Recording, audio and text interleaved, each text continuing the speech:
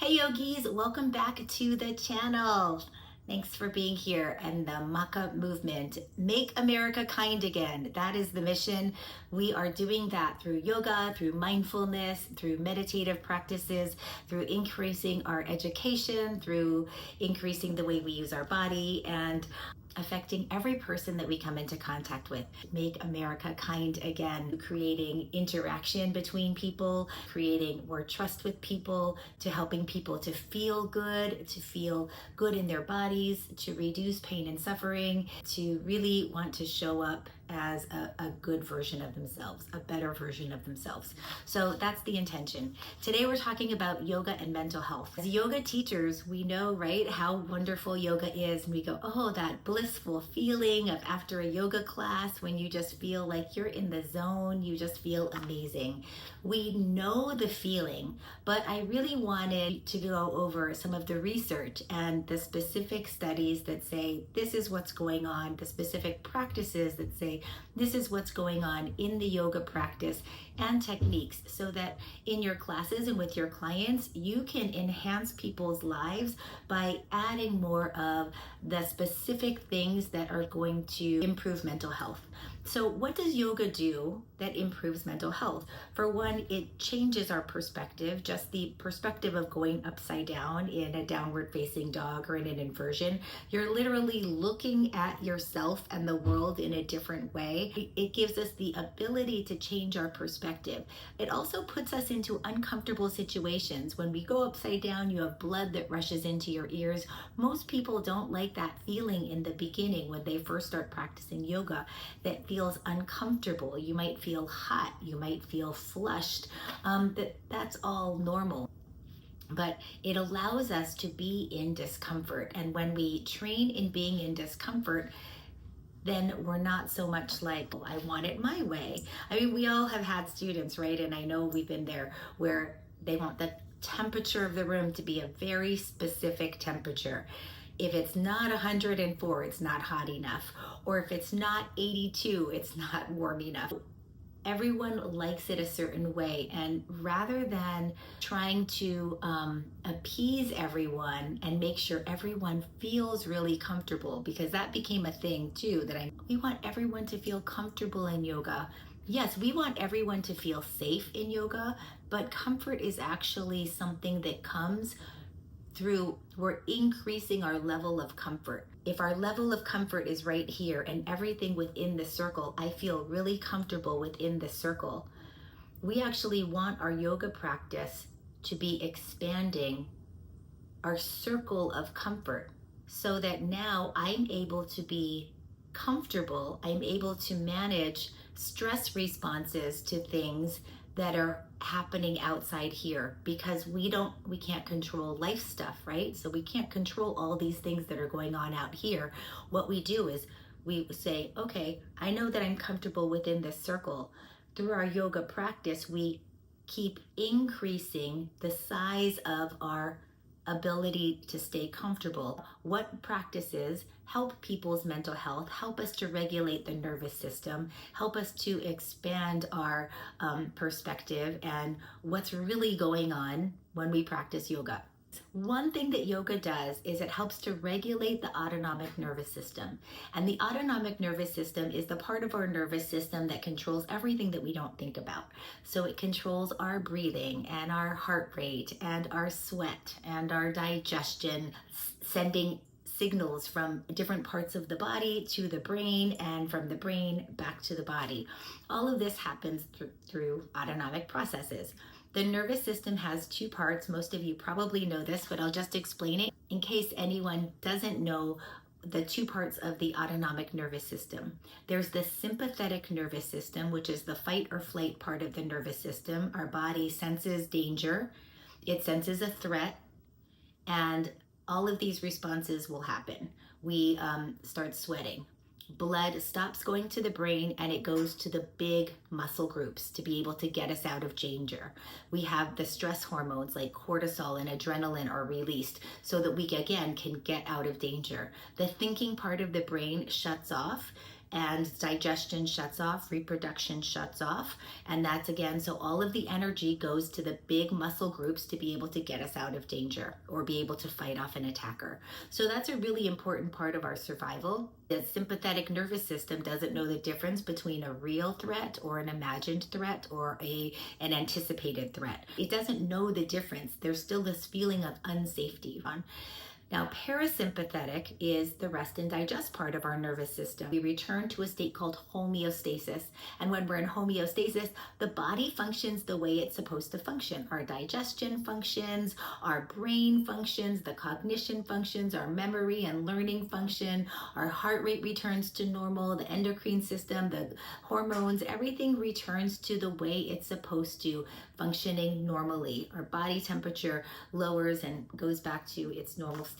The system of yoga does is different poses will activate sympathetic nervous system and parasympathetic.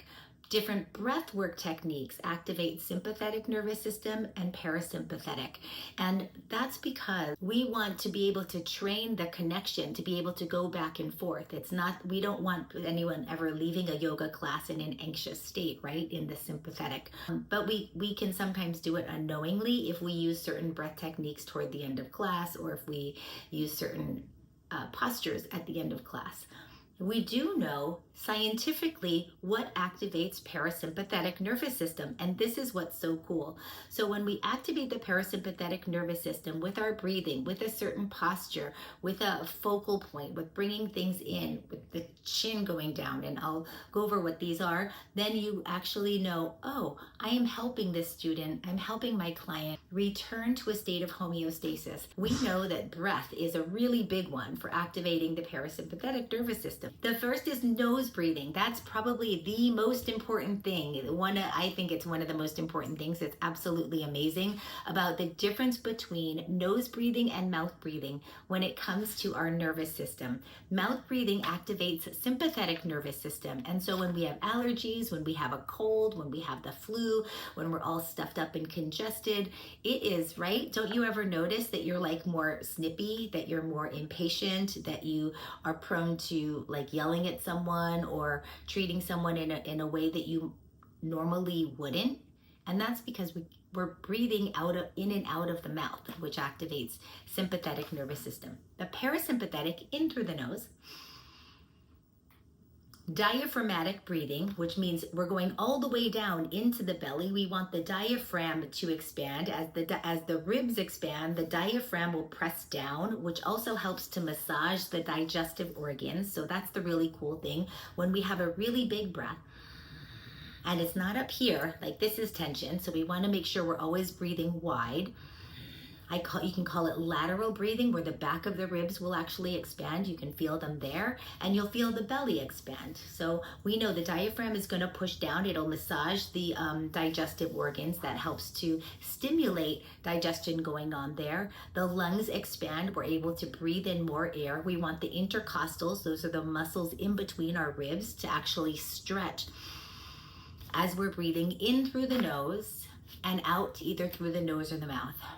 Now, one of the fastest responses for parasympathetic activity is the physiological sigh. And this is 2 breaths in, like 2 sips of inhale and an exhale through the mouth.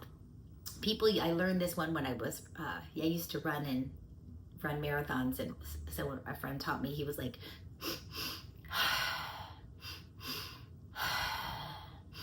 and that would be my pace. I'd go,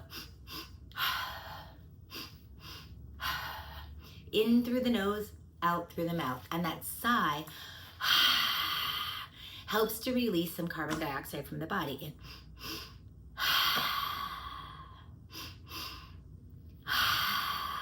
So just try it, see. So the physiological sigh, that's a really good one. Another great breath technique to activate parasympathetic activity is box breathing or square breathing. If you imagine a square, and the square has kind of round edges at the end, and your breath will follow the square.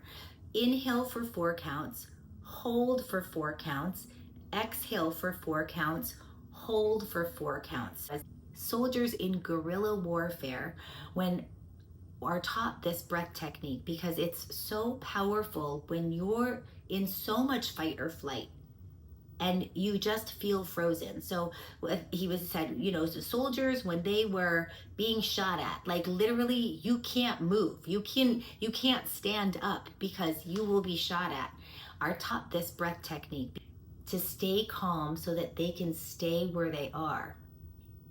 That's powerful, right? So inhale for 4 counts, hold your breath for 4 counts, exhale for 4 counts, hold your breath for 4 counts. So we'll just do a couple of rounds, and everyone's breath is different. So I'll guide you through 2 rounds, and then I'll let you do another round on your own, just so you can experience it. So exhale completely. Inhale 1, 2, 3, 4. Hold 2, 3, 4. Exhale 2, 3, 4. Hold 2, 3, 4. Inhale 2, 3, 4. Hold 2, 3, 4. Exhale 2, 3, 4. Hold 2, 3, 4. Now your pace could go slower. Do 1 more round. Try to keep the rounded corners so it's not a, it's a,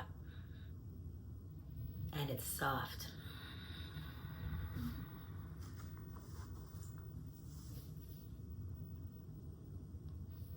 Parasympathetic. You can feel it right away, right? You feel the, oh, okay, my body feels relaxed. I feel more relaxed and calm.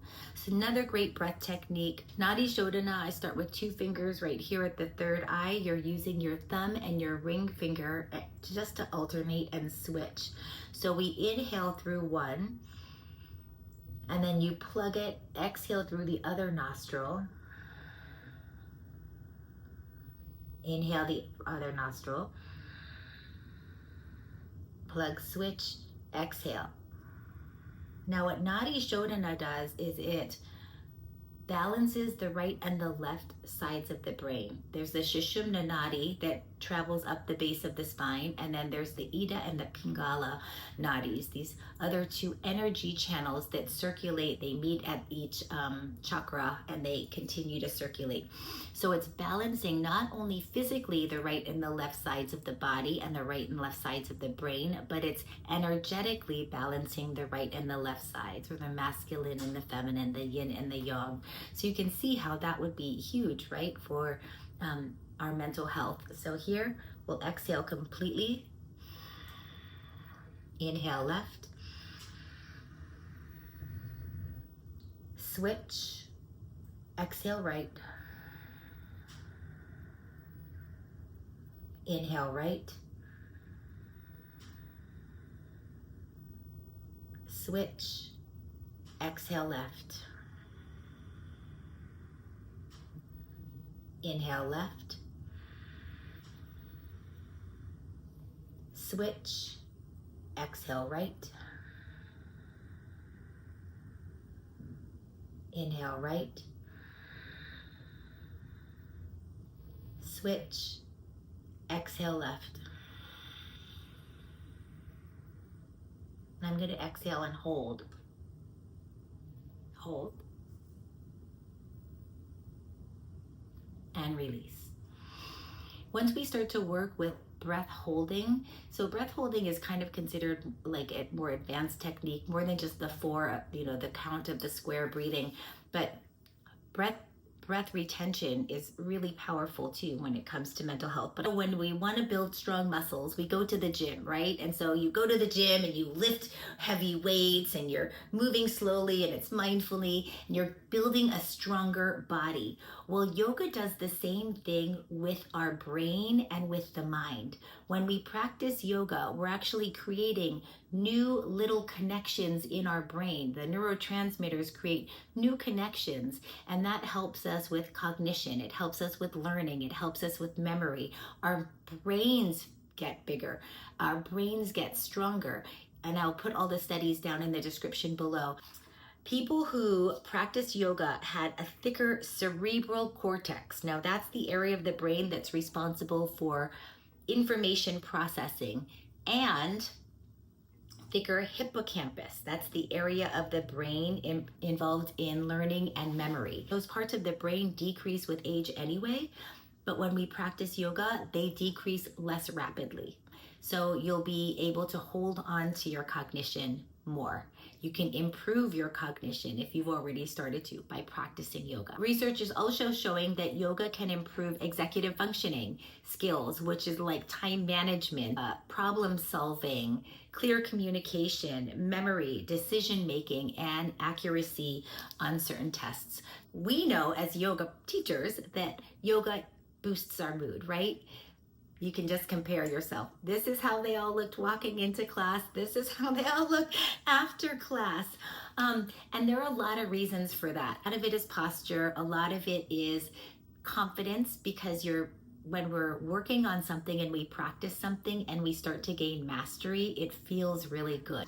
Then we also have monotasking, or single pointed concentration, which is really huge in yoga, right? No phones, no problems. You leave your cell phone, you leave your problems, you leave your thoughts, you leave your expectations outside with your car keys, and you pick them all up, and your shoes, and you pick them all up when you leave. So again, we're putting ourselves through these stages of learning. And the stages of learning, there are 3 stages of learning. The first zone is called comfort zone. So in the comfort zone, that's when we know everything that exists in the comfort zone. It's very comfortable. We're not challenged in any way. It's nice, and it's a good place to be to rest, but we don't have growth in the comfort zone. Then we have the middle zone, which is challenge zone or learning zone. So in this zone, and it is a zone, so it's not like black and white, there's a range within it, but we have levels where we are out of our comfort, we are being challenged in some way, and we're learning and we're progressing, but it's manageable. So then there's challenge zone, and learning happens in challenge zone. And then we have overwhelm zone, where it's just too much information, and we actually go into such a state of stress when we're in that overwhelm that you can't learn that way. So as yoga teachers, we want to keep our students in the learning zone spectrum. If a student goes too much into overwhelm, which is why it's really important to have beginner classes and to have intermediate classes. They can be taught together. They can be. You put the intermediate and students in the front, you put the beginning students in the back, and you have them watch the intermediate students so that they can see something. And always making sure that your cues are very clear and concise so as to not overwhelm. When we talk too much, we can overwhelm our students, right? So that means, okay, we have to bring it back down into learning zone. So as yoga teachers, that's where we want to keep it. And then there are times too, if it's a restorative yoga class, let's say you're teaching a class just for mental health, because people are living right here in overwhelm. So most of the people out there driving on the streets, going to work, doing everything that they're doing, they're already in overwhelm. And we know that because why do people watch so much TV? Why are they shopping? Why are they addicted to all these different things? And it's because there's so much stress, and I need to check out, right? We want to keep them in either comfort zone or learning zone, and having them go back and forth between the two. So in a restorative class, it's all comfort zone. If you were doing like a yoga class for mental health reset, you would keep it in comfort zone. You wouldn't even add in the learning zone. So just know who it is you're teaching, what is your intention with your class, and what practices are you going to use. Okay, we know that yoga makes us feel better, right? We all feel better afterwards. So yoga actually elevates GABA within the body, which is one of the brain's neurotransmitters, helping us to reduce depression and elevate our moods. Meditation also reduces activity in the limbic system, and that's the part of the brain dedicated to emotions. And why would this be important? So meditation, and there are lots of different meditation techniques. We'll do another video on different meditation techniques and the effects that they'll produce. But when we are able to reduce the activity in the limbic system, which is our emotional reaction system, have you ever felt, probably, but I know I have, hyper reactive? really emotional. You're going through a hard time. You're over here in overwhelm, or you're over here in stress. There's a lot of stuff going on. And it's like someone brushes up against you and it's like, what are you doing? Why are you brushing up against me? Letting go. And through the yoga practice, we're able to then meet any of the problems, any of the events that happen in life with a better level of emotional stability. Able to be more emotionally intelligent, we're able to communicate better, we're able to be more objective, we're able to make better decisions. And that's something that we can pass on to our students when we offer some meditation within our yoga classes and our yoga sessions with our privates. So there was a study by the Journal of Aging and Mental Health that looked at a variety of relaxation techniques and the effects of these relaxation techniques. Now, there wasn't just yoga, but they did look at yoga, massage therapy, progressive muscle relaxation, stress management, and listening to music. And so here's the cool thing is that yoga and music both ranked really high in being able to reduce the effects of depression and anxiety in older adults. The yoga and the music both provided the longest lasting results of any of the relaxing methodologies that was tested. So instead of, it doesn't just last 5 minutes, it might last 10 minutes, it might last. And the cool thing with both with meditation and with yoga is that it's cumulative. So the more you build up, so instead when you first take a yoga class, you might feel good for like, I don't know, a few hours. Then you go back the next day and the more you practice yoga, the longer our periods of this feeling good last. And that's really what we want, right? To be able to feel good more of the time and to be able to handle all of the stuff that life throws at us with grace more of the time. There was a Harvard study compared Kundalini yoga, cognitive behavioral therapy techniques, and stress management education. It compared those three things to find out which had the best result in a group of over 200 people. The group that learned the cognitive behavioral therapy techniques, they actually had the highest results. It was like 74% saw decreases in their symptoms. But the Kundalini yoga was at 64, so not too far behind.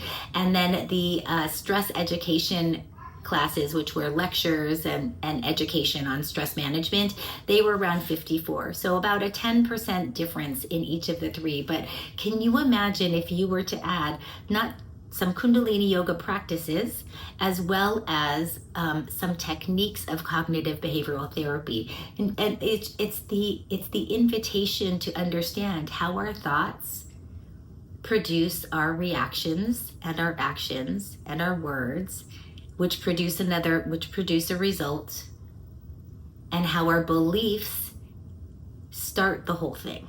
So it's just understanding that cycle of beliefs, thoughts, actions, result, cycling around, and being able to go, oh, wait a second, as a yoga practitioner, I'm doing all of this mindfulness, I'm doing all of this breath work, I'm doing all of this physical work, but it's really about internally, how can I bring this in and pay attention to my thoughts? What thought was I thinking when I had that bad mood? And I talk to my son, and I talk about it all the time, because sometimes he'll go, oh, I just don't feel good, or I feel scared, or I feel this. And I'll go, oh, what thought was that? And so he started doing that with me too.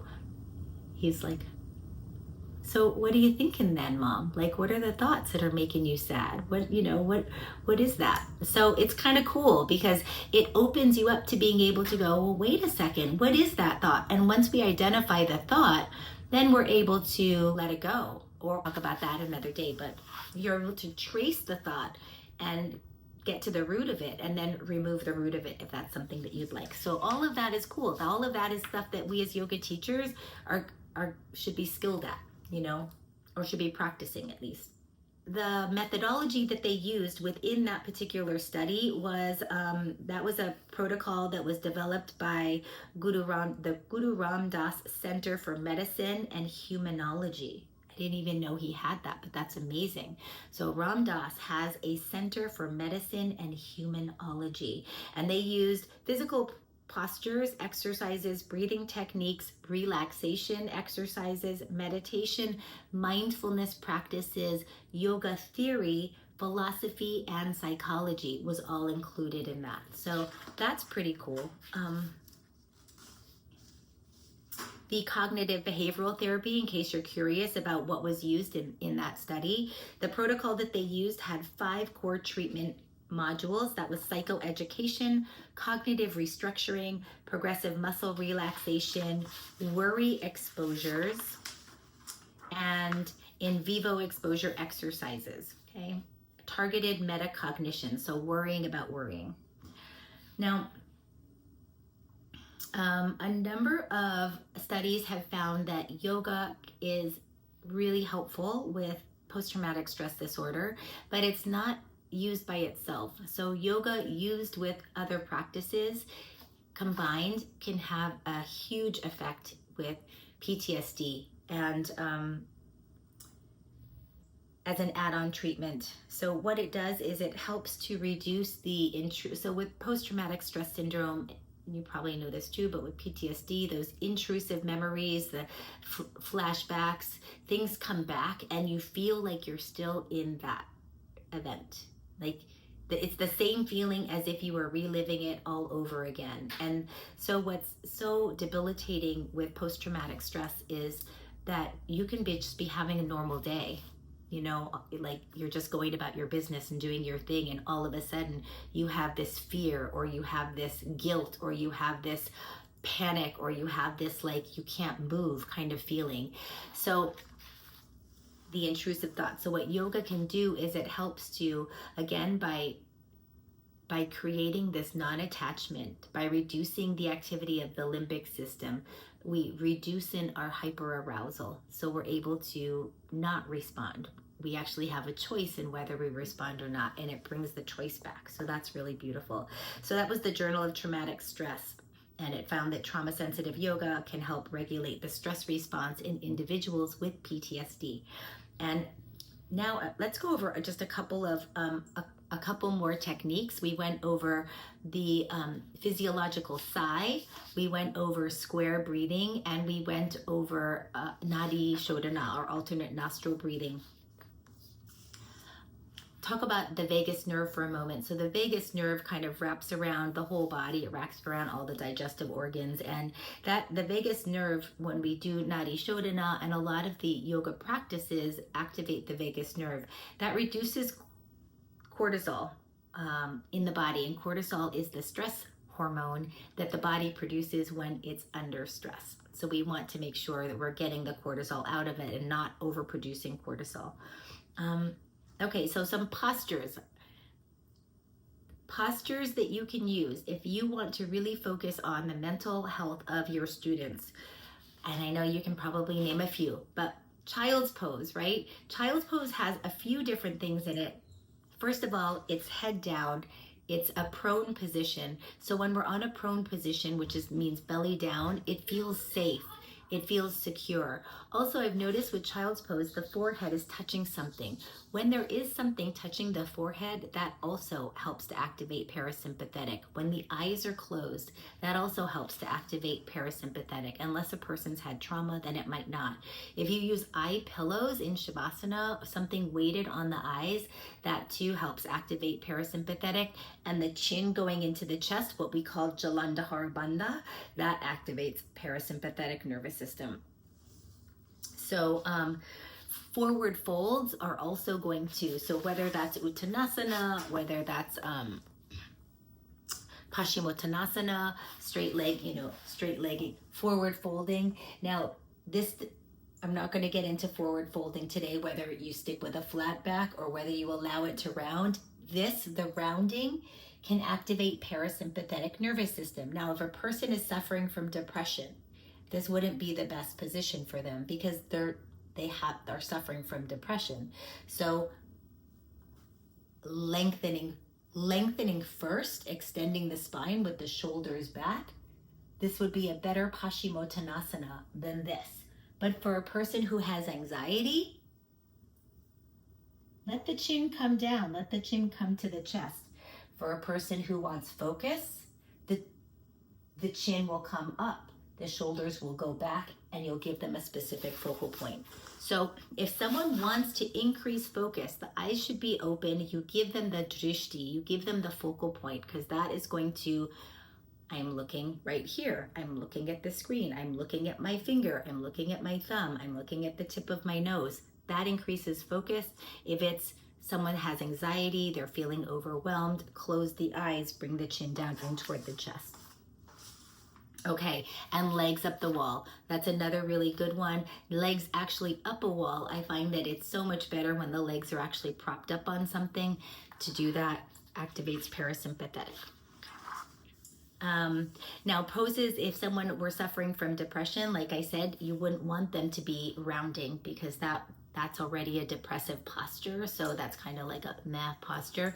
So instead we want strengthening. We want a little bit of spinal extension. It doesn't have to be a big back bend because back bends create sympathetic nervous system activity.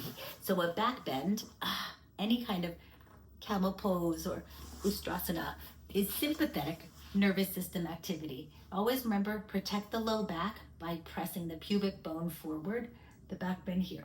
But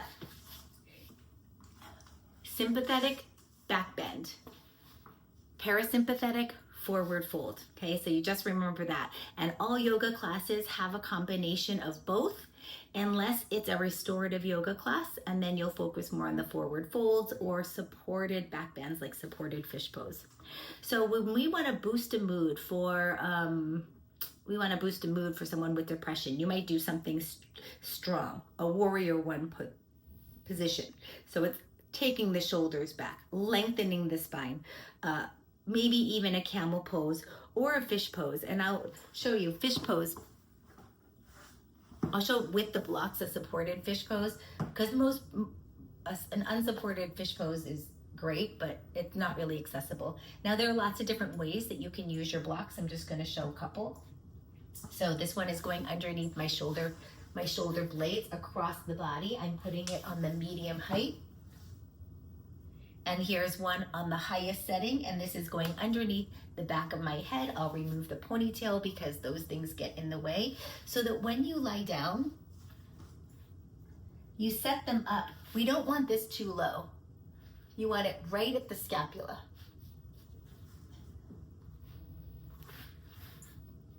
I always find for this too, the cork blocks are softer.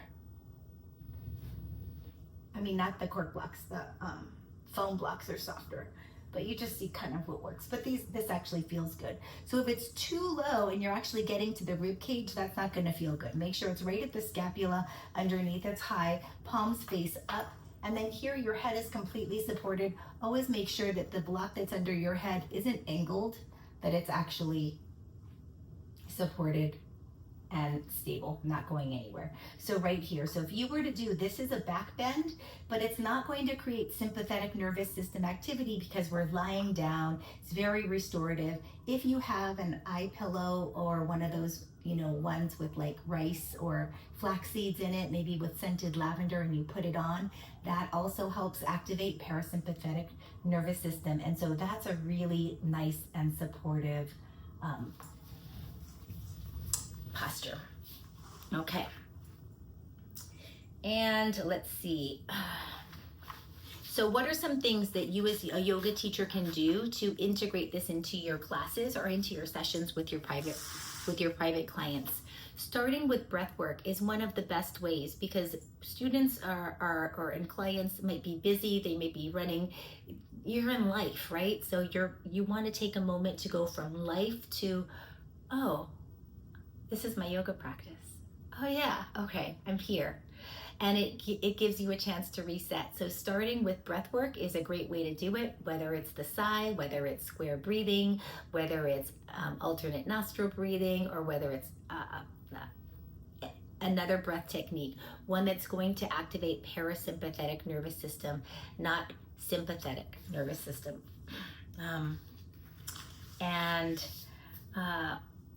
Sequencing your class in a way that it's progressive and it builds up to that. So now right? The forward folds activate the rest and digest. Back bends activate fight or flight. So you're sequencing your class in a way that it puts some heat on. You don't want it to be all forward folds in the beginning. Your students will be falling asleep by the end of class, right? But the forward folds come toward the end of class where you're starting to really wind down. And again, the chin to the chest, folding forward, that you're putting that in there. And using mindful language so that your students and clients start to understand and pay attention to how they're feeling, how specific postures, sequences, and breath work, the effects that it has on them. Yoga is a science, and sometimes we forget that. It's an art and a science, right? So as an artist, we are creating our own sequences. We're creating our own tapestry. And as a scientist, we experiment on our bodies and our minds and to see the effects on us. We document, we take notes, we observe the effects on our students and our clients. We document, we take notes, and we keep implementing. We refine and implement because every human being is different. And that means that every human being will respond slightly differently to the same technique and practice. So it's so essential as yoga teachers, and the work that we do, the work that you're doing is so incredibly powerful. So just know how powerful it is. I am so grateful for you for being here. I'm so grateful for the work that you do. And it's always my intention just to just to make us be as great as we can be, right? That you feel knowledgeable and competent and really able to be the light worker that you are. So we know yoga is not just about stretching. We know that yoga is so incredibly powerful as a healing modality. And what's amazing, the system's been around 2,500 years. Science is just now starting to be interested in doing some research, doing the research to say, what is this actually proving? What does this actually do? Everyone's talking about it. It feels really good, but is it doing anything, or is it just a placebo? Now, placebo, there's huge value in placebo effect too. But yes, it's really doing something. So understanding the effects of all of these different breathwork techniques, it's going to make you a much better teacher so that you can show up, lead empowering, knowledgeable, wise classes and make a huge difference in your clients' lives. Again, my name is Melissa Uchida. Thank you so much for being a part of the Maka movement, and let me know. I would love to know, what are your favorite practices for resetting the nervous system? What's your favorite breath work? What's your favorite pose? And is there a special way that you do it to bring to help your students and your clients with their mental health? This is what the Maka movement is all about. I really do believe yoga can change the world, and I live in the United States. I'm in Maryland right now, and I would love for each of us to help and do everything we can to make America kind again. And thank you so much again for being a part of the Maka movement. Until I see you the next time. All right.